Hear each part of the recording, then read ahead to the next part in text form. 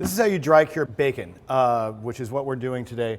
Step one is put on your handy dandy latex or vinyl gloves, disposable. Put those on, prevent the cure from getting places that you don't want it to be.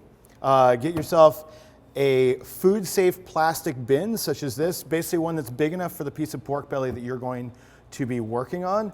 And then get your pork belly and your rub together. There is no real hard and fast rule. You just want to make sure that there's a nice even layer. I just kind of do it by feel. I sprinkle the cure over the bacon until it's pretty much covered in a nice even layer. And then I'll start basically very smoothly and evenly massaging it in there. And I'm not like working it in, I'm just sort of running my hand back and forth, making sure that that layer of cure is nice and even.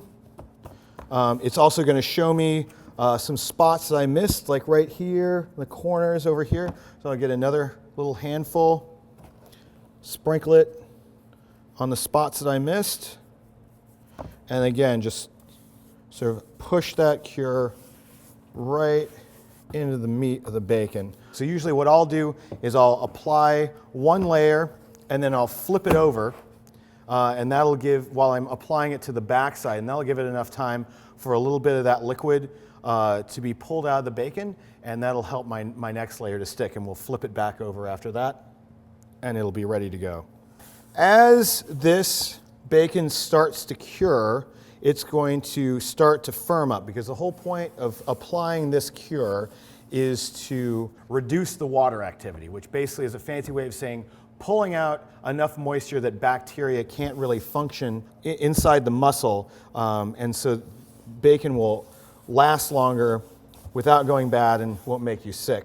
A lot of people who have been curing bacon for a long time, they can actually tell just by touching it whether or not it's cured all the way through and whether it's done.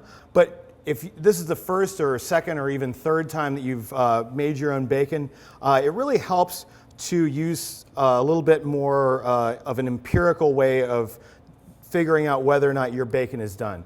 The most reliable way is to do it by weight. So basically what you want to do is you want to weigh your clean belly as you're going to cure it while it's still green, that is, does not have any cure on it.